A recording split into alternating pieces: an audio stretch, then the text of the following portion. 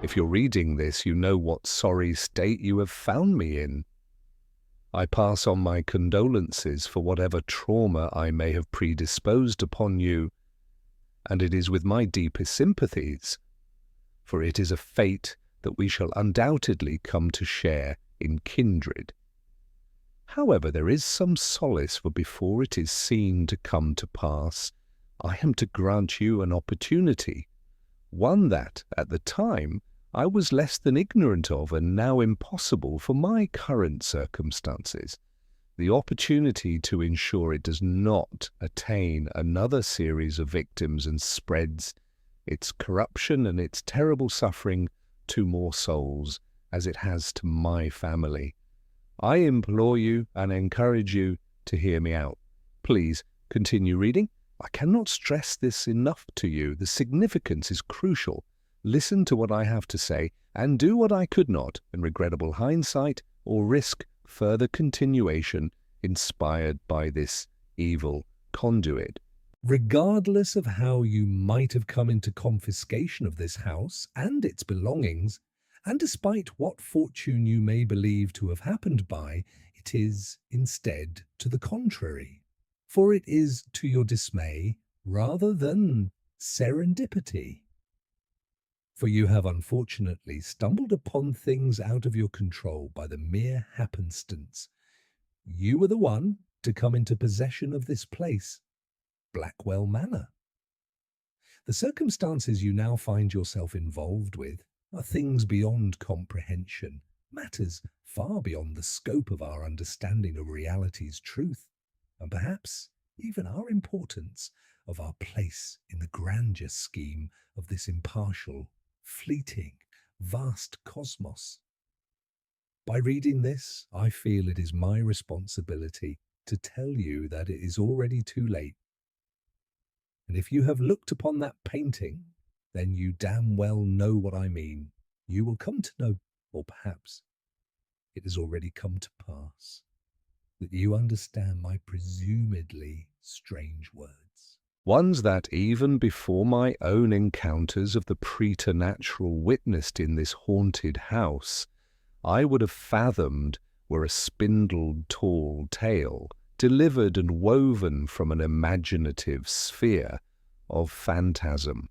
Regardless of when, as you come to ascertain the things I write about in this dreary account and share my experience of such unearthly involvement for yourself, only then will you realize that in actuality my weird words truly bear more truth than fiction.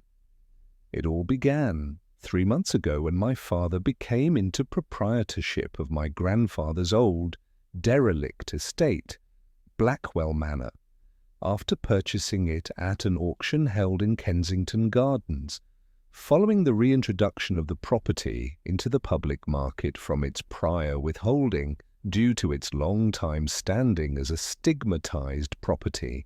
You see, my grandfather, the great and respected astronomer George Harvey Locke, had hanged himself in the attic some 30-odd years prior, and due to such haunted attachments to the property, it was held from purchase in the public and corporate domain, retained in stasis, placed in property limbo for an indefinite time. Over the period of July, my father undertook a lengthy renovation of Blackwell Manor, for since its abandonment, it had been left in a poor, run-down condition over the last 3 decades. It had been a period of some 31 years since anyone had set foot inside the domicile. Being the headstrong man he was, with how tight he was about the purchase of his arse, he was with his money, he refused to hire any third-party contractors to lend work to the place. This stemmed from his proud, stubborn, self-reliant attitude. All in all, a man. In his working life, he had built a long, labouring career for himself as a handyman by trade. He had dabbled in carpentry, plastering, even self-teaching himself the business of a sparky, and by extension even a plumber's. For all things considered, he was a jack of all trades. However, as August came around, amid the early days of that parching month, my father started to act differently than typically expected of him, becoming a stranger to himself. Frequently he would call, informing me of the progress he was making with the manor, albeit slowly. He would phone me for our routine calls about the mundane, monotony things of life, which I cherished and held close to my heart. Over the period of a week or so, our calls became less and less frequent. Eventually, all contact with my father faded. He became out of touch with not just myself, but with everyone, cutting off communication with anyone outside that house entirely. He became a recluse, which was strange enough in itself for two reasons. When I had last spoken to him, he was over the moon in eccentric joy, electrified with his excitement to have my partner and I over once the renovations were done, and have us for dinner. And, well, because it was estranged for his character. For he was an outgoing, charismatic extrovert, the life of the party. He was a jolly, warm soul, bored by the lonesome company he kept when he was alone with only his thoughts. After not hearing from my father for a month and a half, I began to become increasingly worried and made countless calls, which were found to be of no avail, despite my desperate efforts to reach him at the reclaimed estate. The phone line would ring out without an answer, and when rarely the phone did pick up, an uneasy quiet returned my call. Only a buzzing drone of static sounded on the other side of the call, and it was the only thing besides myself to bear a voice. After a few days, I decided I would go to Blackwell Manor myself to check in on the old man. At the time, I believed to some extent that I could have been overthinking everything and making things up in my mind, playing it out to be worse than how things were in actuality.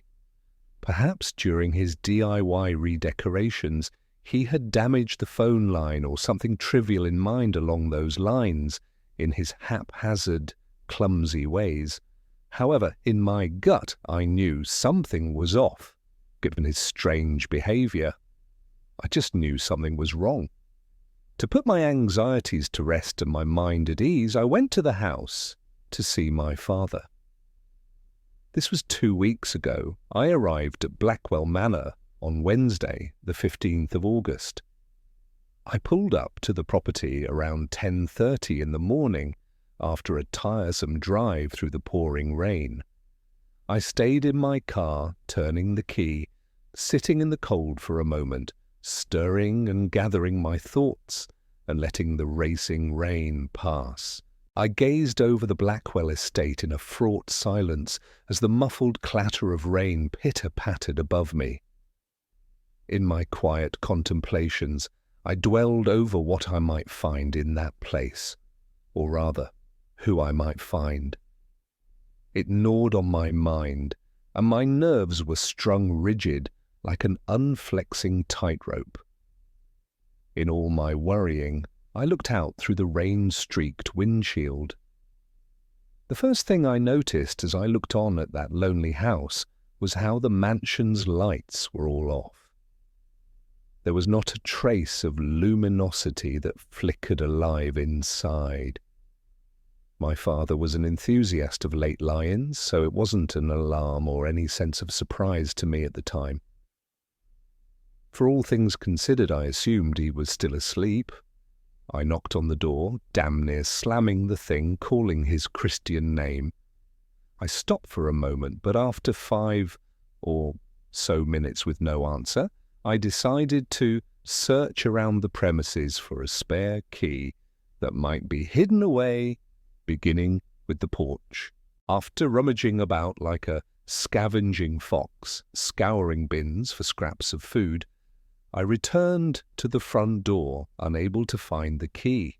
However, miraculously, by sheer stupid luck, I stumbled across the spare key as I climbed the porch steps again. This time, I felt a bulge beneath my foot under the front door mat. Entering the house, only the daylight, or at least what little of it that was permitted through the grey, crowded clouds, beamed in linear forks through the ridiculous number of windows the mansion was equipped with, illuminating the interior. The main room was in an absolutely dishevelled state. Odds and ends were littered across the floor in messy, heaped piles. As I searched the estate's interior for my father, I discovered that nearly every room was in this exact same particular set of circumstances, which perplexed me further, for my father had always been a tidy, clean man. He had told me not long before how nicely the house was coming together, in a pristine set of conditions, in stark comparison to the shape it had been sold to him in, or what health it now retains. Even in my accumulated worries that had begun to build further in my mind, I still persisted with the same belief that he was snoring somewhere upstairs. Despite this, the impression of vagrancy, the ambience of the house inhabited, was gaunt, possessing a disturbing, telling quiet. Something didn't feel right, to which I was less than privy till facing later encounters. After my inquisitive exploration of each of the rooms and the more than luxurious suites that my father knew what to do with on the dilapidated ground floor, I made my ascent up to the second floor. My heart began to pick up in pace and elevated in tempo as I scaled the stairs. I held the banister with tightened claws, digging my nails into the rickety wooden handrail. The floorboards creaked, bending by the seams, even under my petite weight. The door to the master bedroom was breached by only the slight slither of a gap.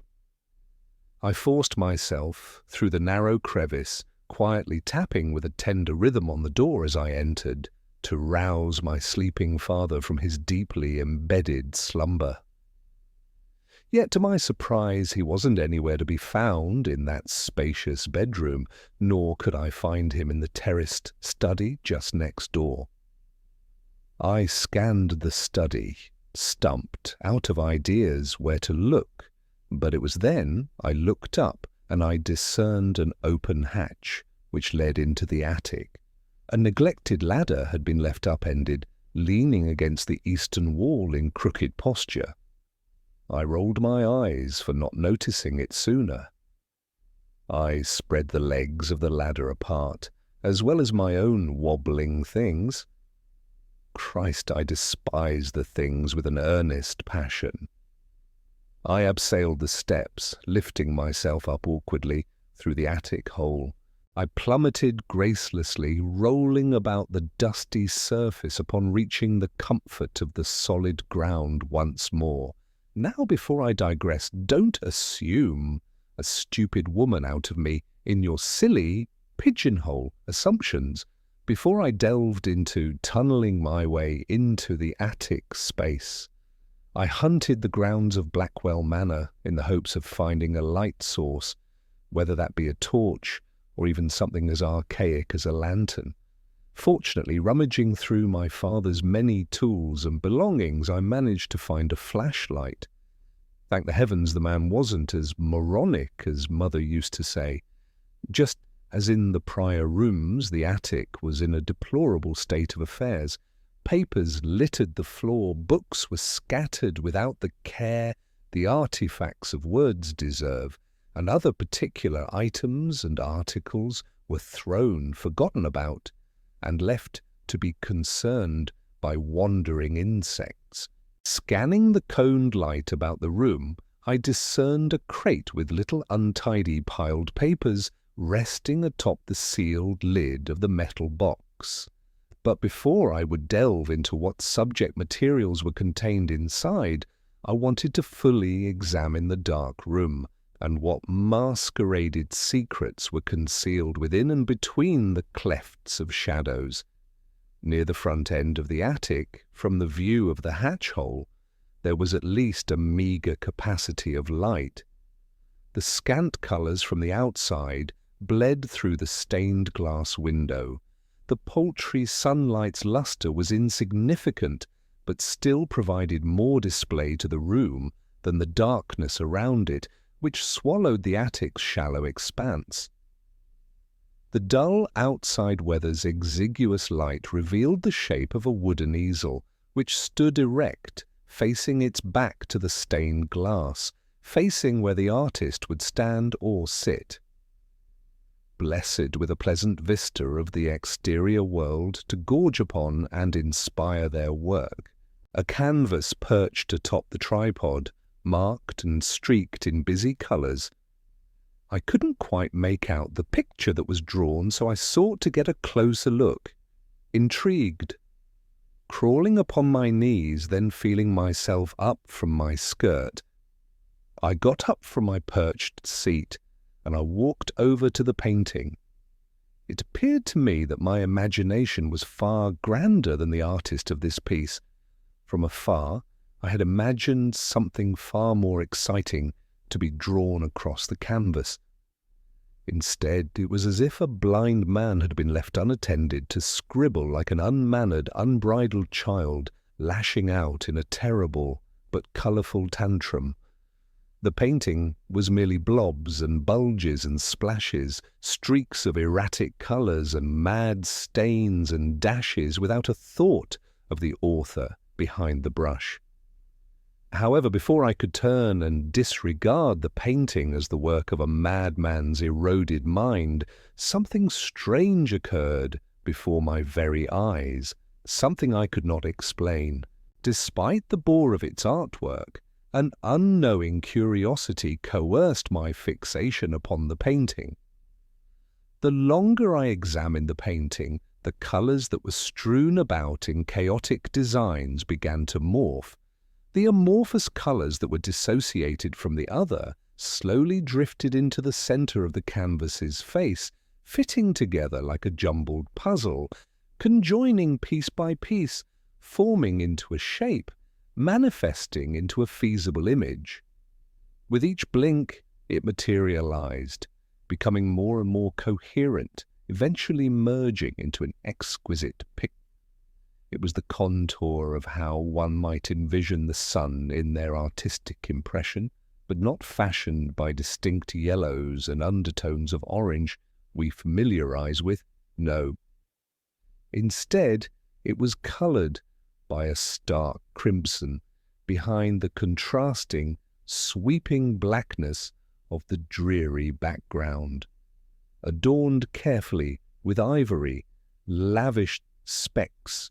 The moving animation of the painting came to a halt as it assimilated into its full form, far from its prior amorphous crawling shape. Coming to an abrupt stop in the blink of an eye, the canvas was plain. I was dumbfounded, enthralled by this happening. I couldn't believe it. I wouldn't. "It's all in your head, Maggie. It's the stress of it all," I told myself, attempting to give reason and logic to the strange, unfolding phenomenon that occurred before my very eyes. I rubbed my sore eyes, realizing I had kept them wide and pried in my extensive, fixated scrutiny of the painting's living show. My mind was unable to compute, unable to fathom quite what I was perceiving.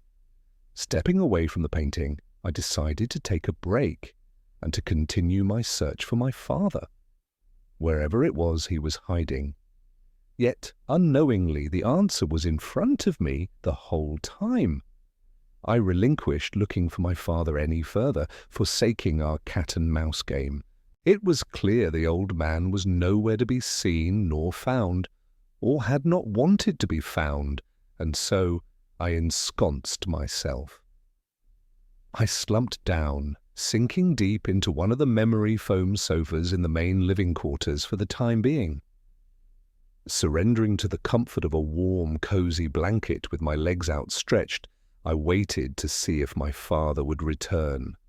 To fend off my growing boredom and dull the sphere of my anxieties in my restless waiting, I took to reading one of the many books scattered amongst the messy detritus of the manor's grounds. Hours passed by, the warm shine of the afternoon retired, turning dim, and nightfall began to seep through the windows, darkening the estate, which was paid by no further favours of the manor's non-functional electrics, causing the manor to become embellished completely in a dreary, blackened shroud of gloom.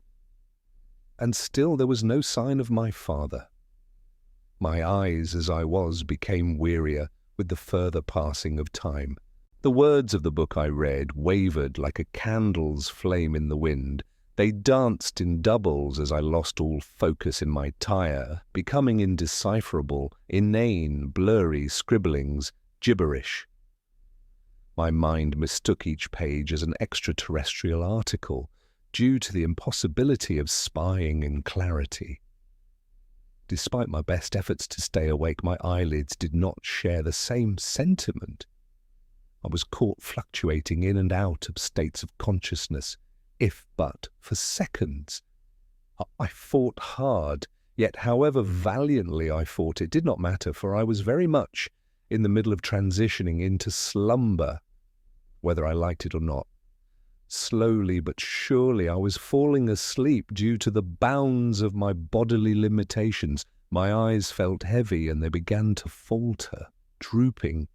Each time I felt them drop, the heavier they were than the last, and each time the struggle to keep them pried became an increasingly more impossible task. And then, before I knew it, I was welcomed into the embrace of my inner sanctum of dreams. That was the night when the dreams that would haunt me for 3 nights first began. I found myself in a place without the bearings of any familiarity. It was not somewhere, or someone I knew. It was a reverie vacant of the characteristics my produced worlds of fantasy customarily materialize. Nevertheless, it was the most lucid of dreams I had since kept.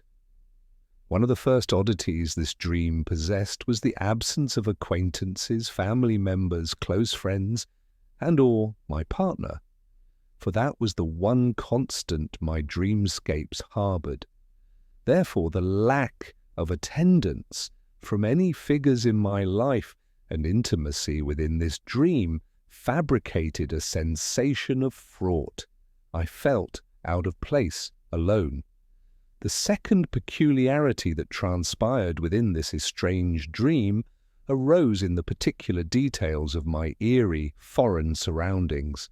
I was adrift in a cold, black, infinite sea, cast into nothingness. Only faraway stars accompanied this place besides myself in this unknown abyssal cleft with fleeting lustre. While a whirlpool of thoughts ran rampant in my mind, I capitulated to fear, and I waited.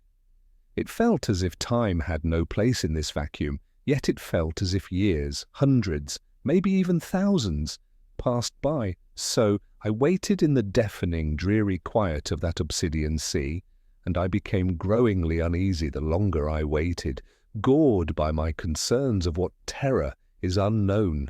I floated in the bowels of this unnerving, endless void. I found myself separate from body and mind. It imprisoned me in a preserved stasis. I was unable to move or do anything. The only thing I could do was watch and observe the unfilled barrens of this pitiful place, mustered by my stirring perturbations, which gathered in mass, in addition to being utterly isolated and alone within this enigmatic nihility, only further invited an all-consuming forlornness. A stark loneliness beset me. And then, in the blink of an eye, the black image sundered, becoming replaced by something else, something more entirely. A fiery orb manifested in the yonder distance, swallowing the stars in the blackened gulf of space, devouring them in its superior brilliance. Growing closer by the moment, the shape oscillated in luminosity, spurting out flares like erupting geysers, However, instead of discharging jets of water and steam, it fired crimson branches from its burning bulk, leaping like scattering forked scarlet veins into the expanse of void. I blinked again, but this time I was brought face to face with the celestial titan. It whispered with a throbbing pulse, voicing a vibrating, otherworldly drone. In an instant, a wave of foreboding dread eclipsed my entire psyche. I cannot do justice, nor articulate into words quite how potent or why, but the entity felt wrong on every conceptual level, putrescent to my very fibre, odious to the soul. The pulsing lingerer encapsulated about it a sphere of a forbidding presence. This bleeding star emanated an ominous aura. Despite my unfamiliarity with this chasm of a dream, it dawned on me that there was, in fact, one familiarity amongst this strange fantasy after all. And it was the very same thing that towered before me, staring down upon me. Even with the slight inaccuracies of the painting which I had previously spied over, there was no denying it, no mistaking it. This was the very same entity, but in a physical, corporeal form, depicting what the artist, my grandfather, had named the Scarlet Dream-Catcher. Abruptly, I awoke to the cawing cries of a crow, jolting forward violently. Alive. The curious bird roosted upon the armchair of the sofa I hosted in my cradled space in my respite. In my awakening, I was dressed in beads of sweat, like the racing raindrops trailing down the misty window panes.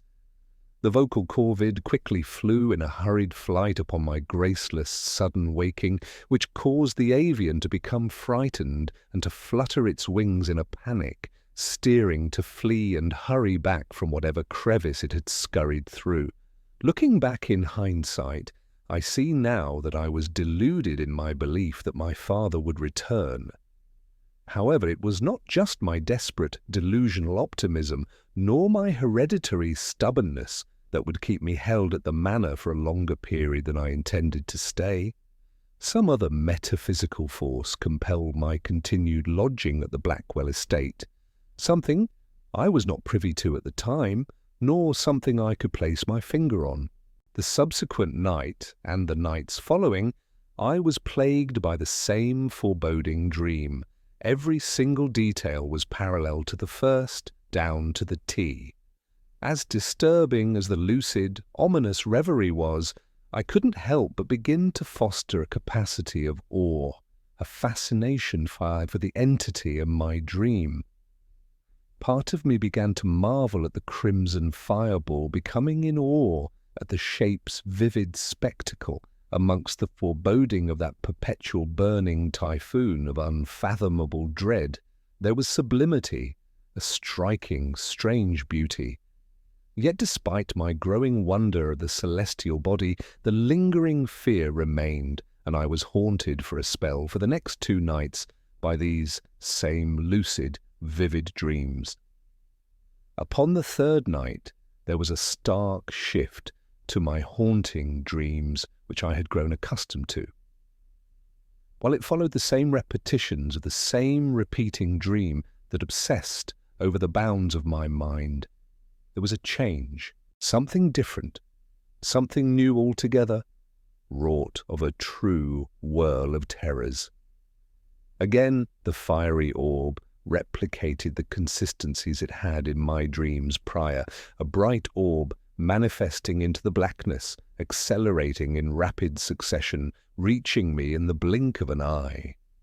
However, this time, rather than looming over me in its incomprehensible breadth and seemingly unending cosmic, vertical proportions, the burning shape began to morph, unfurling into a different shape entirely.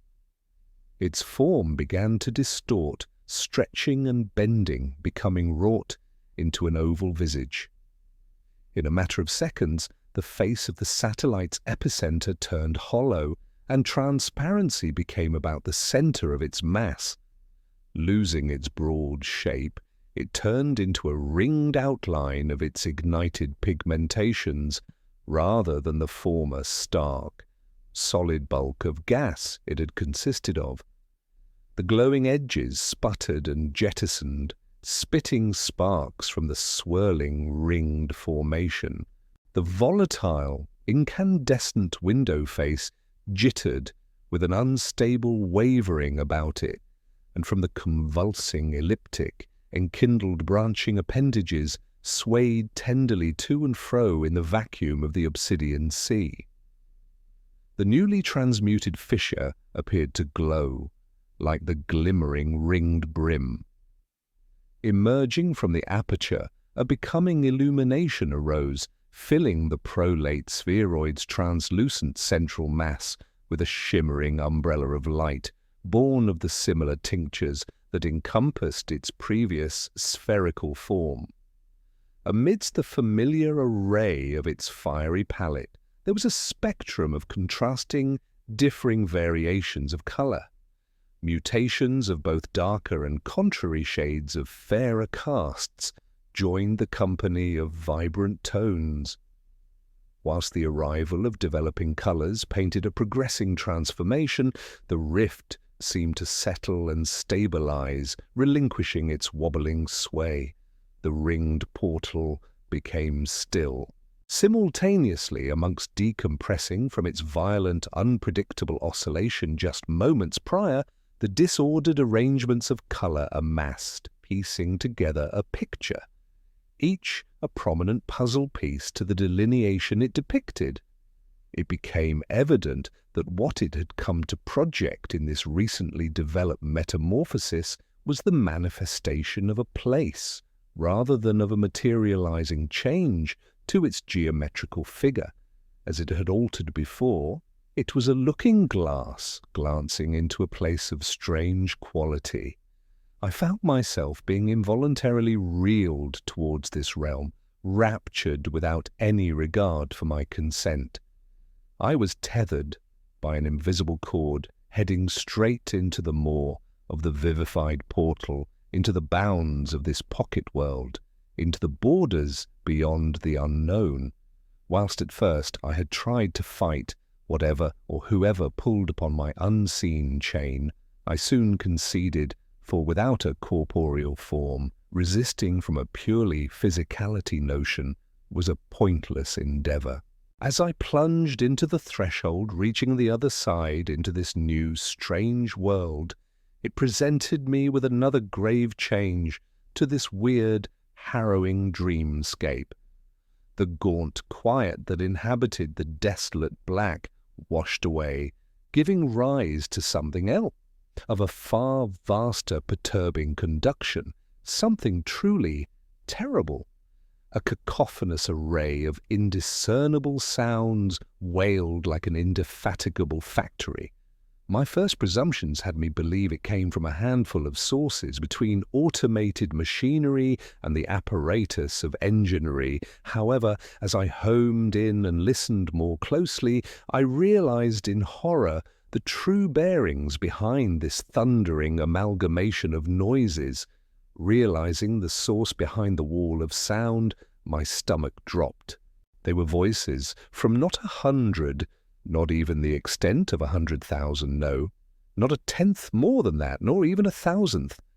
It was a collective of an incomprehensible number of tongues that cried out, in pain, in torment, screaming in untold agony. Each whirring agent was a member of the swarming drone, each a distinct individual soul that joined the volume of this ungodly chorus, one belonging to an unbridled nightmare. Had I not been dreaming, I would have been driven beyond the threshold of reason, and I do not state such in exaggeration. I would have crossed the edge of sanity, make no mistake. I cannot describe in full depth quite how daunting and awful the sound was. I still cannot free it from my mind now, even as I write this account. The invisible tether that strapped about my waist had loosened and unravelled, and I was set free to go wherever it was I pleased by the accord of my newly found freedom.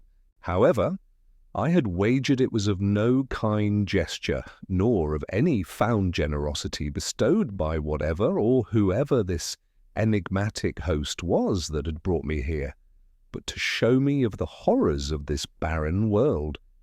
For what reason, I did not know at the moment in time. Yet, after all I have learnt and come to understand, I have come to the conclusion, to the belief, with good reason, to believe I was a product, placed on a stand for observation to an auction of things beyond human affairs, seen in interest to non-human parties and buyers, despite all the dread instilled into my heart and the throbbing sense of foreboding, in the face of all my shuddering concerns and fear, I went forth to explore the lay of this land and observe where it was wherever I was. Whether it stemmed from my fervour for the senseless duty of my imbecilic-driven curiosity, or some maleficent concocted spell that compelled me to do so. Regardless, it did not matter which truth, nor to ponder such matters.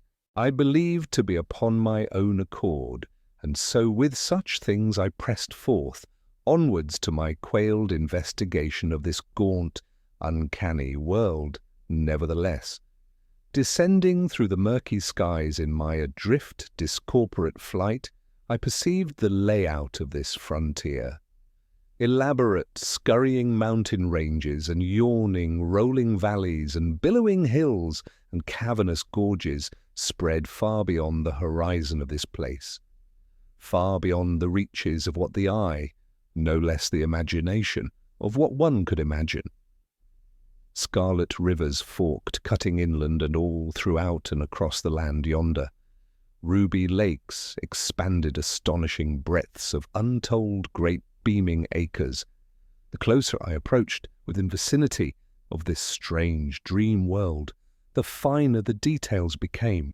Not a touch of vegetation that makes up the earth's diverse green sphere was found here, no matter where I looked.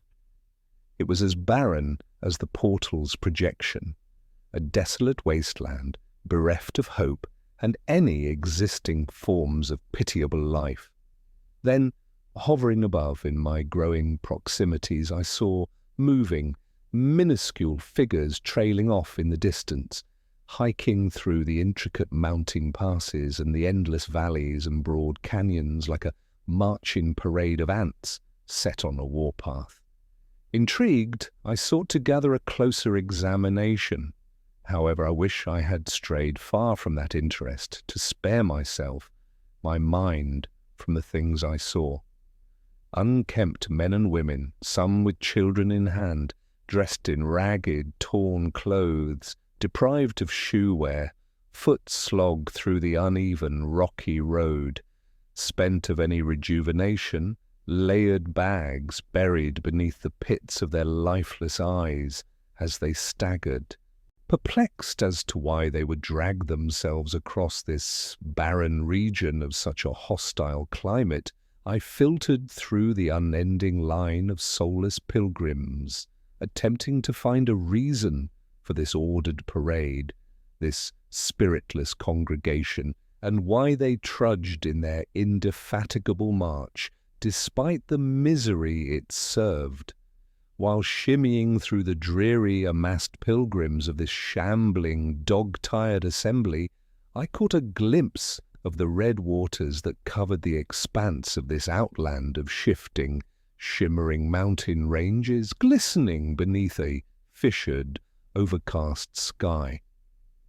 I peered over the lip, which perched above the hollowed, beached ravine below, littered with additional columns of further moving, marching bodies that could be seen.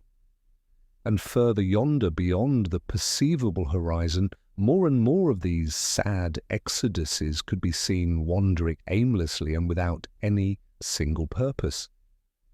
To take a more proper and formal observation, I hoisted my spiritual form over the edge. Despite my great distance between the desolate ground and my high advantage, I examined the true extent of the water's properties, albeit ineptly. In my brief observation, I gathered engaged speculation that the pigmentation was not solely because of some abundance or amalgamation of any rich properties or compounds present or found in the water that accounted for the reason for its murky density, but the catalyst of something else: blood.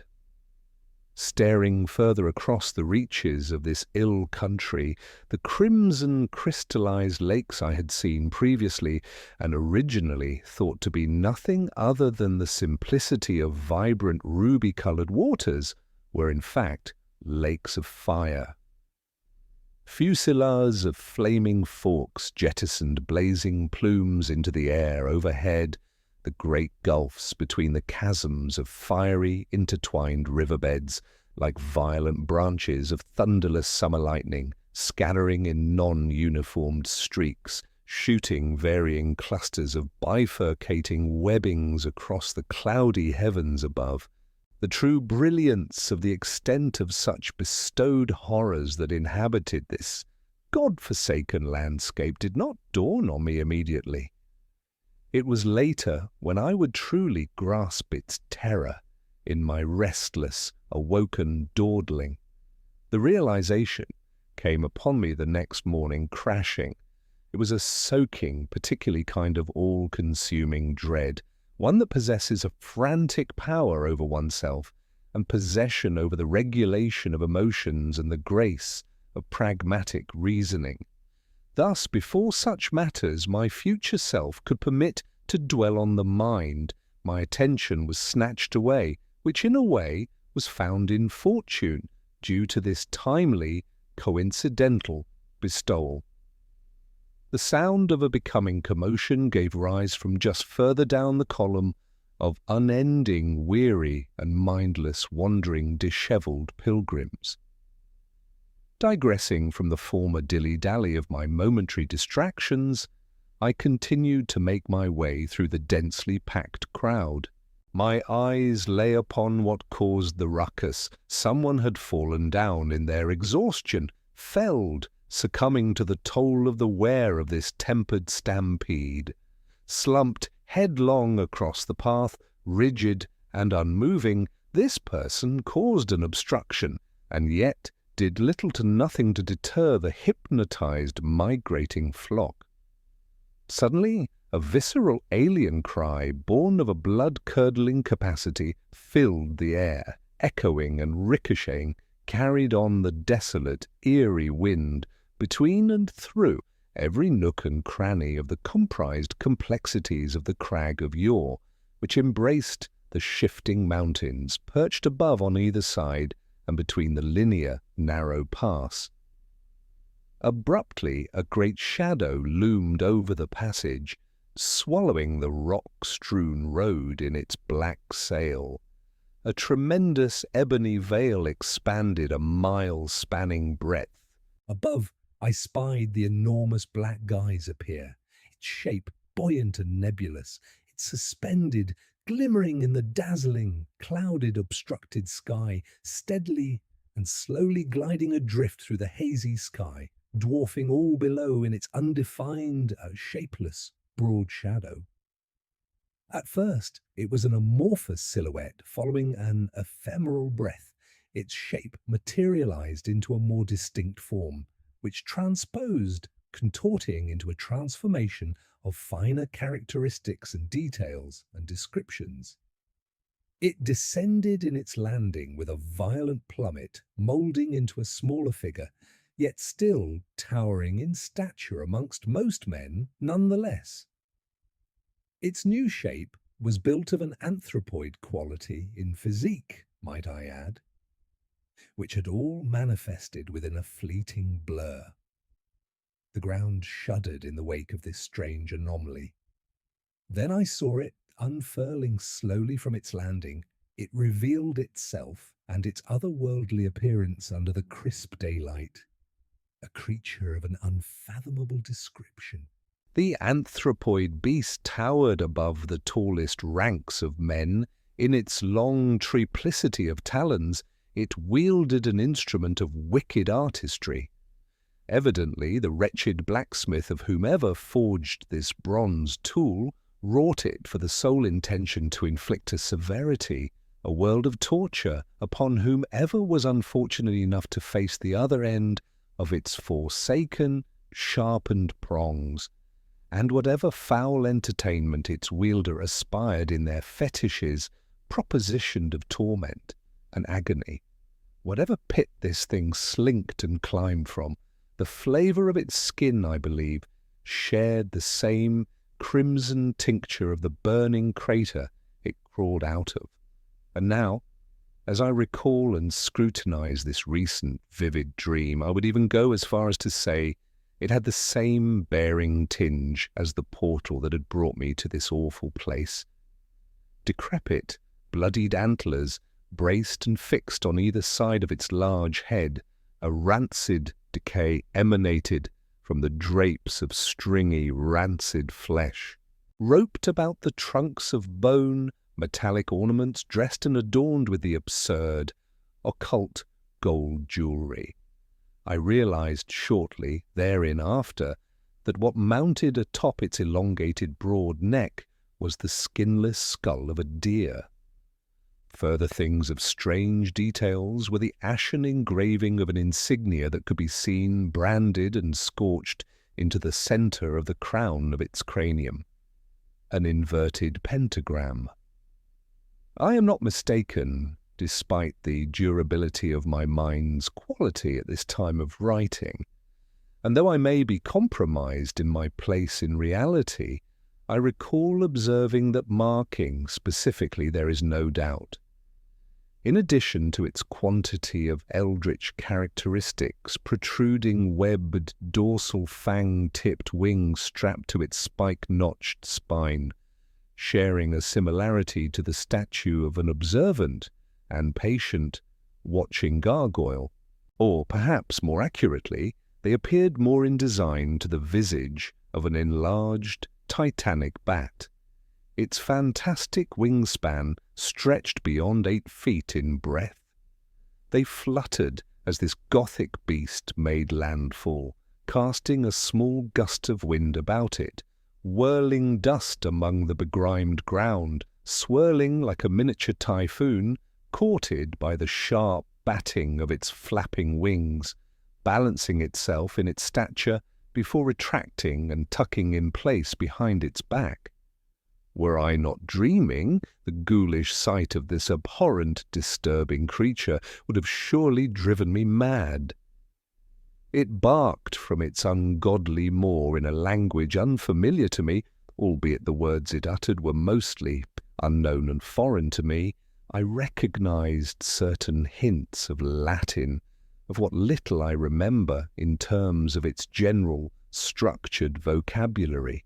Whatever accursed words it spoke I could only imagine to be of cursing orders, instructing the beaten man in its fiendish native tongue, commanding and charging him to retract to his height and continue his place amongst this dreary hike, and who supervised these prisoners, forcing them along this crusade-driven pilgrimage. The figure was unmoving despite the racket of the guttural, bellowing sounds this creature, one born of nightmares, made. It thrust with its pitchfork, seeking to rouse the scrawled man from his idle slump. Bringing down and poking the device into the collapsed man's back, without any inkling of mercy, steam hissed from the prongs as it pierced the man who lay there. Sticking the fellow, sinking its forked teeth into the folds between his dressed spine, the man produced his own visceral cry in return. He screamed in such a gruesome, unnerving manner which echoed out across the expanse of the desolate hellscape. I hear it now, tattooed into the walls of my mind. He leapt to his bloodied, bruised feet, stumbling as he did so, but managing to stay upright in his crooked balance, nonetheless using all his power and his mental fortitude to do so. Knowing That had he fallen again, that production of unsympathetic torture would surely, without a doubt, have been applied by his abuser, and prodded him once more with that scalding pole arm. Plumes of smoke circulated above the man as he rose, simmering off from him and his unkempt, smeared and creased attire.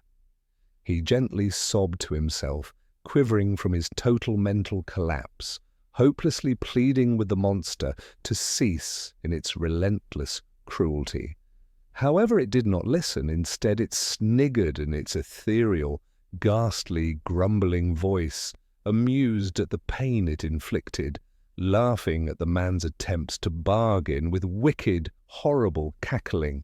Ignoring the figure's concerns without a care, the dear, skulled, monstrous entity gestured with its violent hot stick for him to rejoin the ranks of their march. I could only watch and pity the man and bear witness to his subjection to this untold misery and terrible horror. Most of all, I found solace and thought myself fortunate in an admittance of self-regard that I fared no part in this shared mass suffering. I did not envy him nor his party of anguished souls, of their harrowing capitulated plight, of circumstances born from this place, and their presiding demonic winged overlord, staggering and steering forward, fitting back into his place within the line of bedraggled wayfarers, no longer with his back turned to me. I caught sight of his face. I nearly shouted. Clasping my mouth with a hand, I retained the scream inwards out of desperation, not to draw attention to myself with that sinister abomination so nearby. Despite my best efforts to remain silent, my palpitating fear overwhelmed my sense of reason and logic, and I gave in to my emotions. Caution was thrown to the wind. I made a startled gasp, aloud in due cause to my horrified shock. "Dad!" I instinctively called out in a whimpered whisper. My terror, my realization of this, I tell you now, was immaculate. It seemed as if he could hear me, see me. Beyond the strange bearing of my being ethereal and without an earthly, corporeal form in this dream, I had believed I was but an invisible bystander to most, if not all, of this uncanny dream world, both ill-starred and malicious alike, or so I had thought. And despite my spiritual disposition, it appeared as though he was conscious to my presence. He turned, looking towards me, not through me, but in fact meeting my disconcerting, unblinking gaze. Abruptly, he stopped dead in his tracks, squinting and staring. His eyebrows jumped for a moment with his stupefied realization. Surprised and saddened, soft words left his pursed lips. "Magpie." Then in a blink, I was snatched beyond the veil of my dreams, taken from that awful place of an ideated parallel reality, transported back into my own familiar space of reality, one I was fond of and accustomed to returning to that darkened room again, alone, as seamlessly as I had been absorbed into that strange, terrible place, beget of my haunting dream. It was gone as quickly as it came. I found myself jolted upright from the sofa from which I had drifted and fallen into my haunting slumber hours prior, into that God-forsaken nightmare, drenched head to toe in a coat of oiled sweat, screaming. All the while, the plinking humdrum of cascading rain pitter-pattered into a melody, into the distance, pouring down the glistening window faces with silver-forked streams. For the remainder of the day, from which I had awoken from that former horrible dream I previously described, I was plagued with intrusive glimpses into the hellscape I had dreamt. These incursions of visions pillaged my psyche throughout the day, whilst I collected my belongings together and made preparations to leave Blackwell Manor behind. For good measure, I had planned to make the journey back home in the morning of the day following the next, but as you know, fate would not allow this to come to fruition. The next day, those relentless repeated visions and consuming, imprisoning dreams escaped my mind and were gone from me. Though relief came over me in a breath of fresh air, the fortune it granted was fleeting for what would come next in the following sequence of terrible events. In the night of what would have been my last in that haunted prison, I woke to sounds coming from within, upstairs. The noise of creaking floorboards and the clambering of footsteps shuffling above in a racket. At last! The trickery of delusional, optimistic thoughts rang throughout my head. I was filled with a warm, comforted relief after my initial, brief, startled fright, precipitated by my rude awakening of what had been my only decent wink of due-spent sleep in this place since my arrival. I had presumed my father, the version I knew of him in reality, and not the depressing, slatternly illusion of whom appeared in my accursed dream, victim to that netherworld, had finally returned to this derelict abode he called home. Creeping up the stairwell with a bridled, tiresome saunter in my step, I made my way up the flight, bearing a flashlight in hand. Its bulbous glare caught my rising surroundings with every step I scaled in my yawning climb. Shifting shadows weaved, twirling between the abyssal rolling darkness, moving effortlessly in grace behind the beaming curtain's blinding pale-coned cast. I ventured, ascending the bowing, weather-warped stairs, which were evident enough even to the most oblivious of fools, that they were falling apart by the very seams. They carried the voice of flexing, fragile birch, even under the diminutive weight of my own petite figure. A bout of excitement came over me, and perhaps even a mitigation of my lingering stresses which appeared to alleviate momentarily. And yet, despite such, I possessed a great regard for caution nonetheless. For all I had become subject to in this place, to let my guard down at that or any given time would have been a fool's errand. To allow myself to become compromised and permit my mind to be cast in clouded judgment, sparse of reasonable concern for my own well-being. After all, the father I had known since recent times had changed with the metamorphosis into a castaway of his former self. Despite all of this, I missed him ever so dearly, and so I fastened yet restrained my pace afoot, closing the gap between myself and the landing.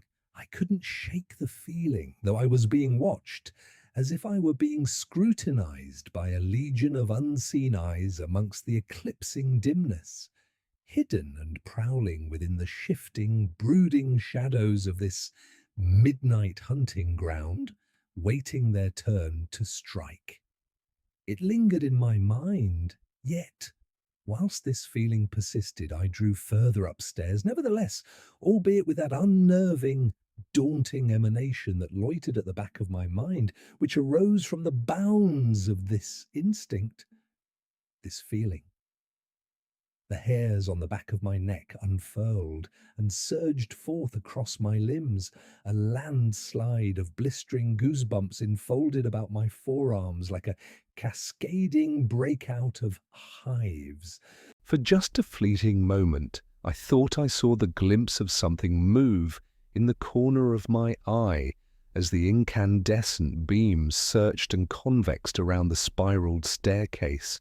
Just when the light braced, bending about the decrepit, cracked walls fitted with antique paintings which decorated and hung crookedly about the stairwell with its uncanny Victorian decor, I could have sworn I saw a measure of movement come alive about one of the pictures. It was strange, though at first it was but a cursory, trivial glance, Raining from the corners of my eye, I thought I glimpsed shifting eyes animating about the portraits, albeit briefly.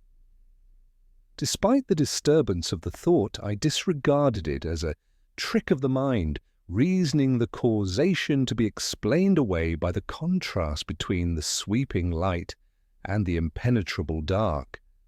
But then, as I had convinced myself and had talked down my paranoia, festering thoughts, again I saw it. I snatched my gaze away from their black-painted beads, peering afar. And just as I had, I could see in the very corners of my eye, their fixed eyes withdrew, swaying from their statue-still guise, their soulless brims, comprised of an evil, abyssal void, rolled, regarding me with an eerie, weathered staring. I veered my gaze once more in order to catch them in the act. Briskly swiveling my neck, I pivoted, throwing my eyes to meet them. Rather than before, when their fixed eyes leered steadily onwards with an unbroken, oblivious, forward-placed gaze, instead they locked eyes with me.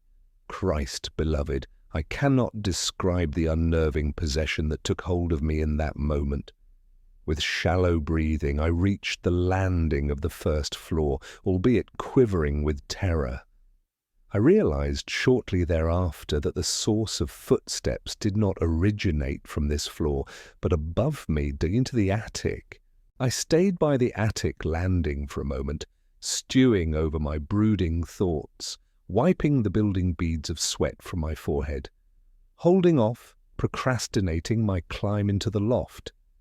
Being reluctant to progress upwards amidst troubled suppositions, I held on to the breeches of the ladder's rusted frame with an invigorated quaking in my grasp. It was a crutch of some short-found comfort through my distilled, stirring anxieties. I made attempts to pull myself together, taking long, deep breaths to ease the cold shivering. My grip eased in pressure upon the metal legs. Subconsciously, I had clenched increasingly more tightly to the rickety ladder in my occupying apprehension. My squeezing lessened as I began to compose with my desperately applied meditation methods in order to muster the confidence to brave my investigation into the attic. Yet in spite of all the techniques I practiced in order to bolster my presence of mind and steel myself in that worrisome moment of thought, I hesitated, like loitering upon the foreshore of a beach's edge, diffident to embrace the cool waters. Every fibre of my being screamed with a feverish intensity, like that of ringing air raid sirens imploring me not to advance, to abandon my voluntary post here and retreat to safety back home 60 miles southwards away. Alas, I was driven and coerced by my curiosity. Like the unfortunate fate that became of the cat in those cautionary tales of old. And just as the feline in those stories, I ignored the message, surrender in my pragmatic sense for the sake of curiosity. The desire to see my father eclipsed all else and was all far too damning, and all caution was away with the wind. Before I committed to finally scaling into the attic space, and before I had even placed a single foot upon a step of the ladder, the muffled footsteps that shambled in the vacuum above me stopped, installing an unnerving silence in their place. Of course, this did nothing to steer me my piling up worries, but in fact to cause them to manifest a turn for the worse, enticing further negative complications, undoing the calming measures I had applied to myself. My prior terrors I experienced relapsed, transfiguring into a far more inimical shape than the state of spiraling dread I had eased and untangled myself from formerly. Approaching through the loft hatch headlong, I peeked a sheepish glimpse into and about the gloomy weathered room. It was nigh impossible to discern a thing in that pitch blackness which dressed the uncanny filled ambience. I thought for a moment that I saw figures lingering still about the skirtings amidst the shadows. After my unnatural encounter with those haunted paintings, I did not think anything beyond the bounds of possibility. Though plighted with an uneasiness about me, I scanned my flashlight to conclude these ambitious fears, but to my relief they were merely old cloths hung up on racks and other miscellaneous stacks of piled-up clutter. I perceived further spying about the sweeping shadows as the pale shine searched about the dreary room. My stomach dropped in a startled jump in surprise as the light caught a shape. The veiled black mist draped a motionless silhouette which stood in the centre of the room, in front of the easel that the accursed painting hosted, covered in the cloak of the dim darkness. Capturing the figure in the embellished bright stark illumination, it parted the murky pall from them. They stood every so eerily still, staring face forward, unmoving, not bearing a sway, nor even a flinch. "Dad, is that you?" I whispered, meaning to keep it to myself, within the confines of my head, but the words left my lip nonetheless. Aloud. Unbuckling myself from my saddle upon the rocking ladder, I crawled, dragging myself inwards clumsily into the shallow ceiling space, sliding uncomfortably upon my stomach. Grunting in doing so assuredly addressed my presence. Whilst I scrawled with my weight against the bowing floorboards, they creaked under me. After reeling my way through into the attic entrance, I slumped and outstretched across the warping wooden floor, with a definite inelegance. In all dues to my uneasiness about tall heights, it granted less than a discreet racket as the base of the ladder's flimsy, rusted frame bashed against the lip of the hatch's hollowed crevice to and fro. Again, I called out to my father, this time sporting a comforting tone rather than strictly in the manner of some spirit of surprise. In attempts to pull from him his attention in his fugue state, which caused a whirl of confusion about my father. Or at least this was what I believed in my presumptions. "It's Maggie," I continued, fostering this new, calming method of approach, gently whispering, addressing myself so as not to startle him into thinking I were a stranger seeking to flank him. I glimpsed his ears twitch from behind, albeit briefly, and, in addition to this, abruptly he spoke up, wielding an eerie candour. His ambushing words caught me acutely off guard, startling me with the sheer suddenness of their abrupt starting. I recoiled, or more so jumped, jolting with a step backwards. I found a flurry come about me in the sense of a remembrance of my prior caution for concern. The words uttered slowly from him and the gravitas of their weight drew a bountiful dread and tension about the stillness of the air, and a uniform of woeful worry struck me, for though it shared the familiar bearing of his voice, it was not him, or at least the man I once knew in only recent times. His words perturbed me. In fact, they terrified me. "You've seen it, haven't you? The Crimson Circle?" My father kept repeating this phrase, posing me this vague and strange question, repeatedly like a broken record, all whilst I entered into a disposition of my own, tongue-tied into speechlessness, utterly dumbfounded. I entered into a changed state of mind. It was a catatonic mentality of sheer bewilderment rather than the absence of self-consciousness, and the mindless wandering became about from its dawdled daze. Over and over he uttered the same demented phrase, becoming increasingly more emotionally charged each time he repeated himself, fostering a more irritated and visceral fervour, becoming feral even. He turned, facing me, screaming it from the top of his lungs. I gasped, nearly shrieking out, but holding my tongue in this state of untold horror, which thrilled throughout my being with harrowing fright. A freezing, blanketed chill encroached, but it was neither his volume nor tone, nor his volatile, tempestuous stirring, which transmitted into me such an indescribable, harrowing fear. It was for what I had glimpsed, staring back into me. What I saw was none like the usual sort of his wonted self. No, it was but a distorted version. Though it shared a vague bearing of similitude to my father, it was an uncanny attempt at replicating his visage. Perhaps it was more so in likeness to that of a caricature to his image, or even, I caught, a parable to a mannequin, fashioned to mimic and to resemble him. Worse thoughts might draw up farcical theories of a bohemian capacity, like something far stranger than the naturally occurring concepts bred from matters along the lines of, perhaps in kind, to German folklore. Though the thought is preposterous, what I saw one day, what I believed I saw, made sense for this idea to the likes of an impressionist, a doppelganger, attempting to imitate his appearance. Yet their impressions envisioned it all wrong.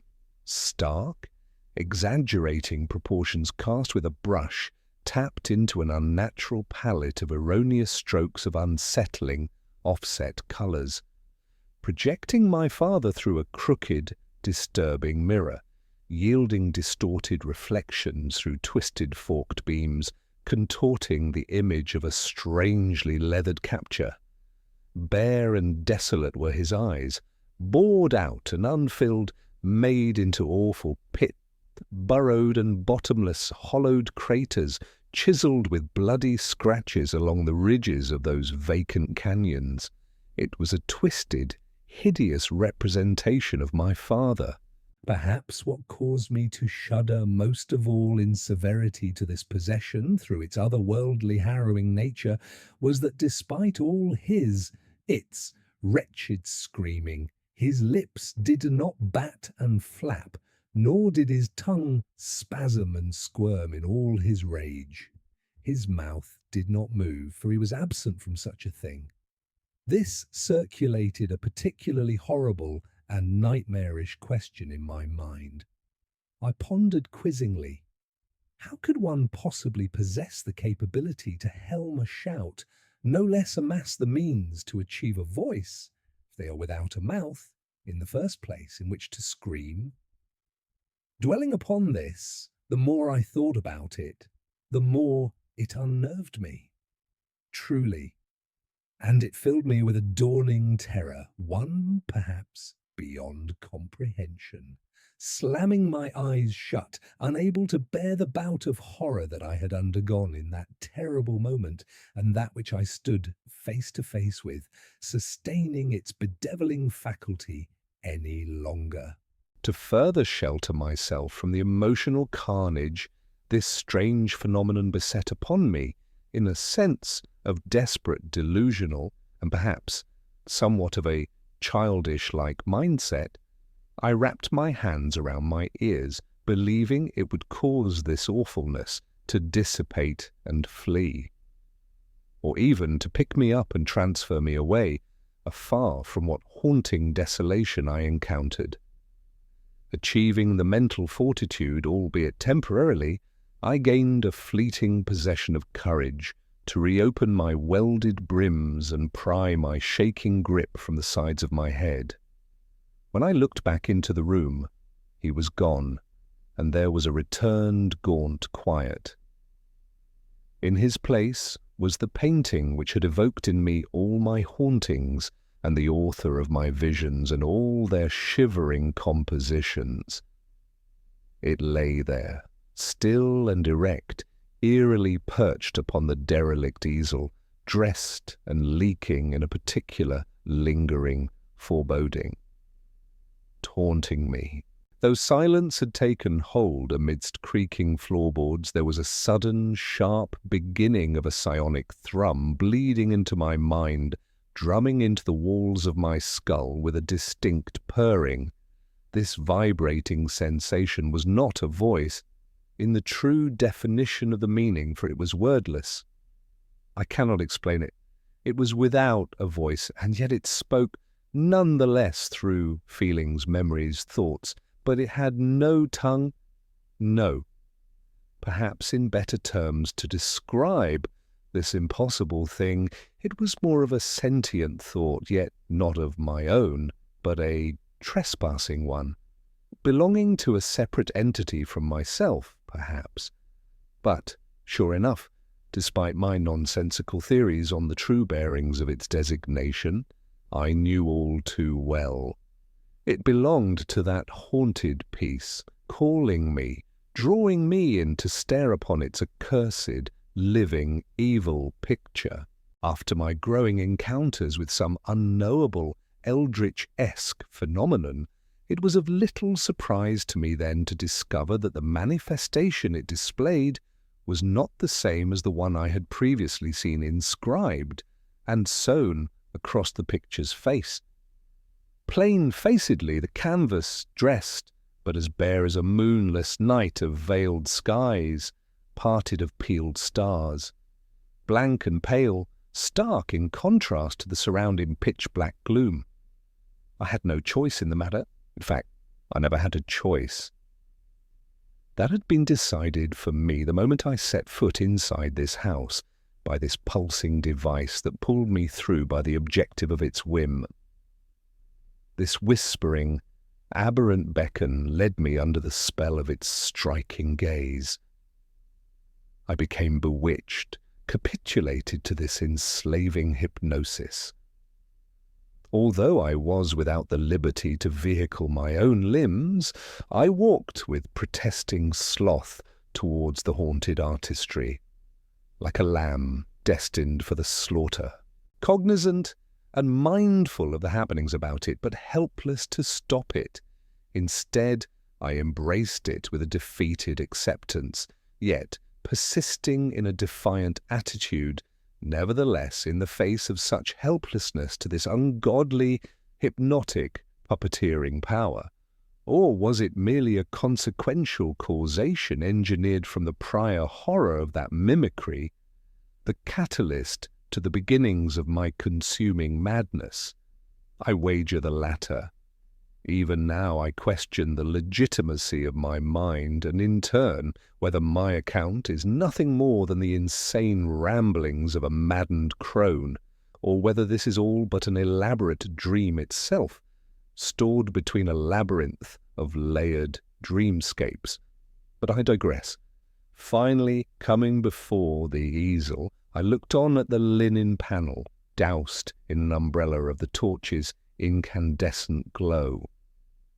It was a boring device, blank-faced, scarce of anything interesting to bear, dull, devoid of the strikingly fascinating and abstract details I had remembered, which was initially the reason it enthralled me through my fascination with the piece, by the lull of its fantastic colours inducing me into a hypnotized trance.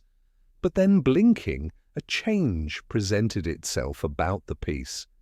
Like before, when I laid eyes upon the painting, a surge of colours materialized upon the canvas's surface. It began to animate, to grow, and to take form, but transubstantiating into an undefined shape. The amorphous amalgamation of varying, dripping entities of moving colours dragged across the white vacuum like a wet, clawing, scrawled living thing, staining the portrait piece in a chaotic array of contrasting, differing colours. The rolling, shifting colours repeated just the same as I had observed earlier in the week. In my mesmerized fixation, staring upon the perplexing descriptions of its obscene disposition, of its impossible, eldritch nature, it stabilized from its uncanny, slow, stuttered, unnerving movements like an old stop-motion film.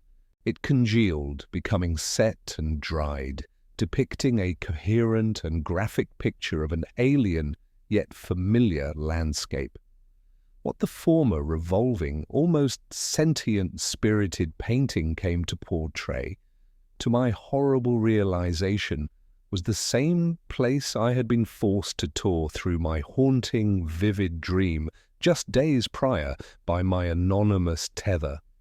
In an instant, the visions of that netherworld flooded into my mind, and I remembered the trauma as I became assaulted with incursions of visions, born from all the wickedness that encompasses that awful place, that stark, harrowing, desolate wasteland.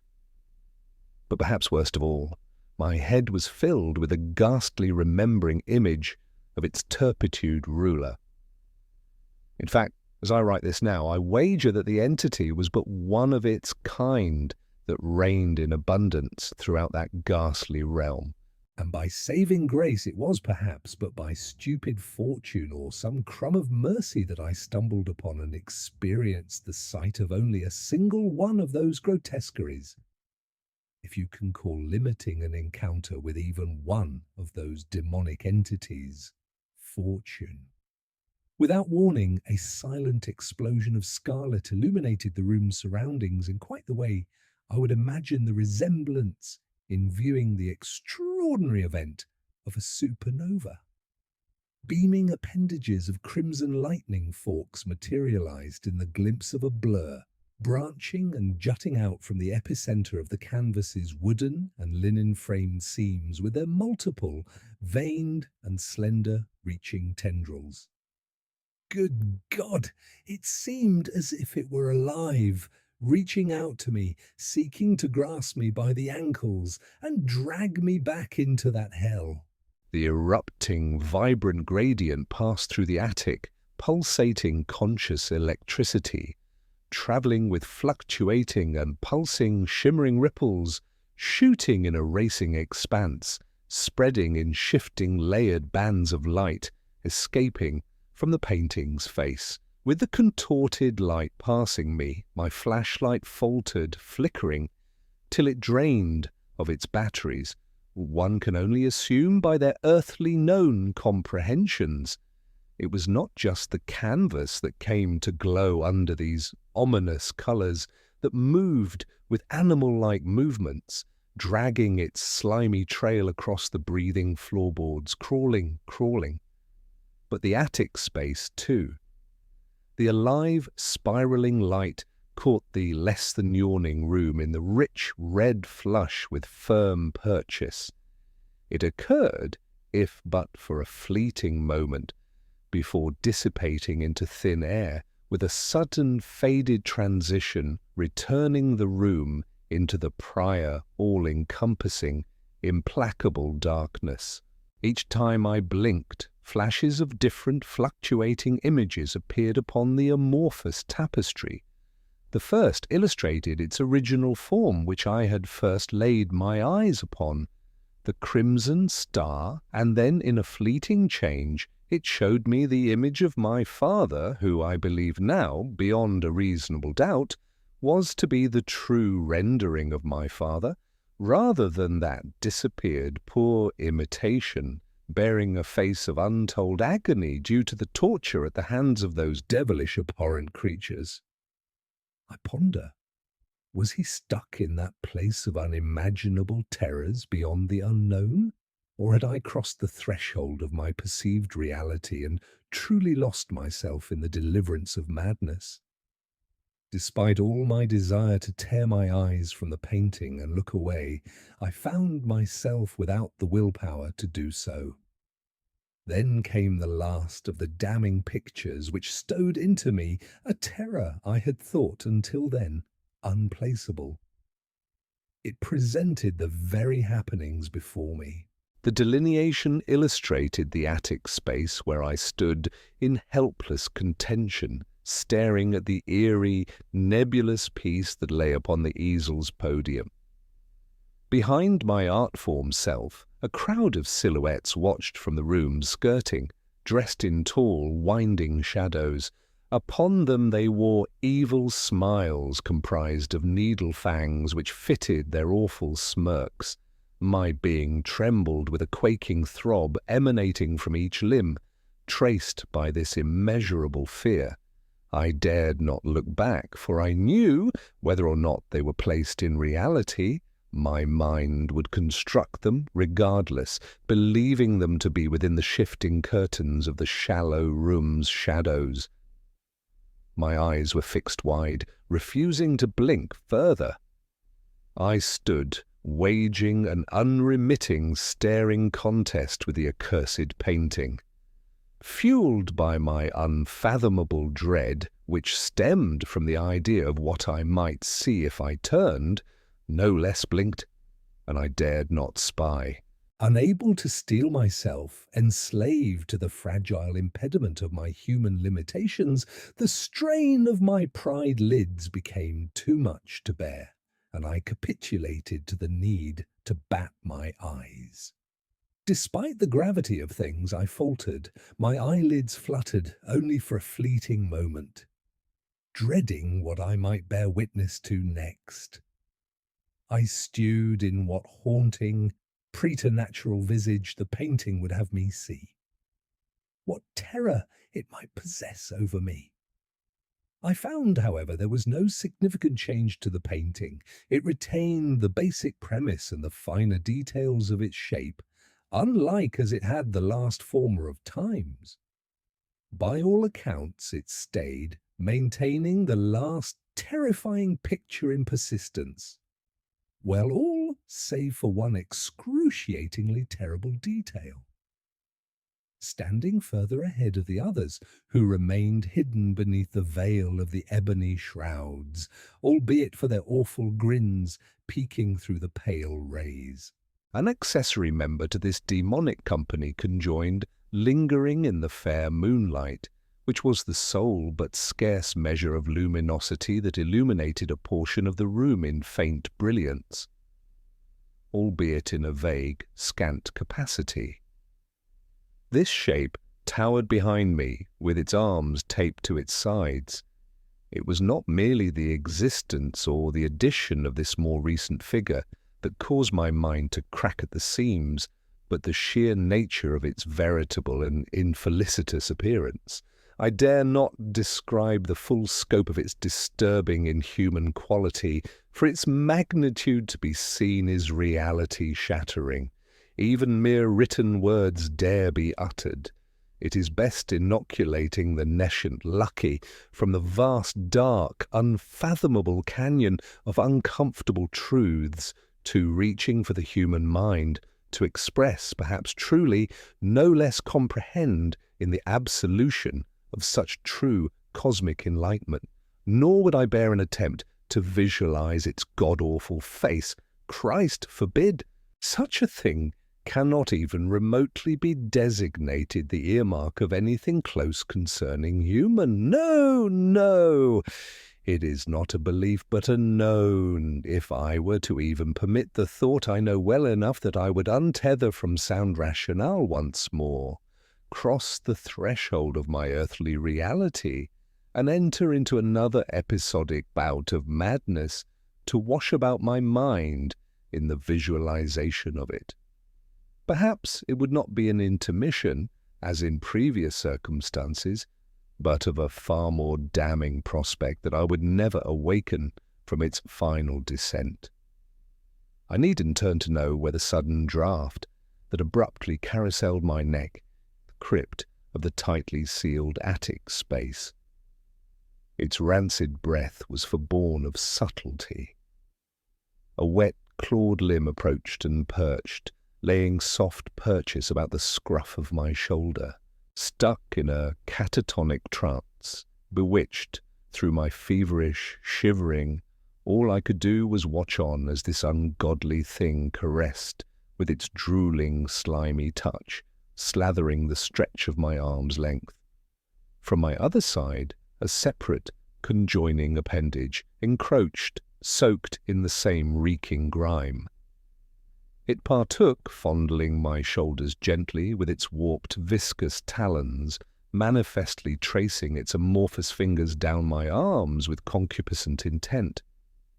Before I could bear witness or feel, its grim southern advancements, its shapeless, viscous, oozing head-like form, leaned into my ear and whispered, "You've seen it, haven't you? The Crimson Circle." That is the last I recall of the happenings in the attic, for I fancy it swallowed me whole into madness, those haunting figures waiting still in the blanket of the shadows, bearing those terrible toothy smiles.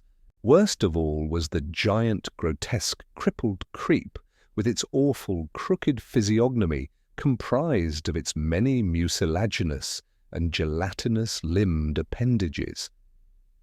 No less the vivid and strange, inescapable dreams that shimmer and waver like the ripples of a dancing mirage on a balmy summer's day. They blend, contorting reality, each world indistinguishable from one or the other. No longer am I able to relay which world I belong to, nor am I hereby tethered nor bound. My mind entreated a full surrender into my own delivering madness. Though I journeyed into the sudden tides of my ensnaring insanity, there was a flicker of an obstinate, wilful lucidity. Perhaps but only for a time, for I had regained a sense of clarity about myself over the days I spent lodging at the estate, which has allowed me the time to tell my account. God, how many days must have escaped me during this spell? It is a haunting question that I dare ponder, no less than obtain the answer. Perhaps this was founded in an attempt made by my mind, desperately grasping at whatever capacity of possessed sentience I might retain, albeit in cluttered, jumbled fragments, to temporarily remedy my dwindling, fractured sanity, making all efforts to suppress the memory that remains burnt into my mind of the vivid constituted netherworld and all its horrible visions but for a time. Or perhaps it was divine intervention, or even the evil of this house, that granted me one last interval of sobriety before my total succumbing to madness, so I might recount the warning I must deliver of this house and its dark, accursed possession that haunts this place. I feel the world caving in around me. The pillars are decrepit and withered. The foundations of my sanity are rotten, corrupted at the root. I feel it crumbling before me piece by piece. Distortions of a once conceivable reality are fading fast, becoming a gnawing numbness to a world of normalcy I once knew and held in dear consolation. I hear them coming now, scratching at the basement hatch. They whisper, calling me by name. "Maggie!" they cry out. "Maggie!" Mocking with infantilizing taunting through sneering smiles, with concealed, sharpened teeth tucked between their forked tongues. Their mad, hurried steps quicken apace, scouring and skittering across the floorboards. Dozens of them. God help me, my time is out.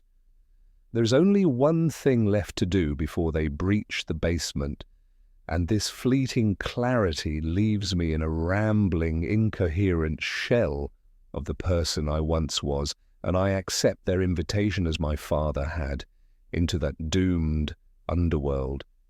It sways, staring from the rafters. I pray you bear this warning well and solemnly acknowledge its verisimilitude, for you know the fate which soon comes for you as it has for me, so you needn't a stern reminder. I have told you all you need to know. Go now, quickly, before it takes hold. I implore you, burn it, I say, burn it. Destroy that God-forsaken painting of haunting quality. Douse it in fire. Burn the whole damn house down. Bury it. Assure none may unearth that demonic, evil tapestry.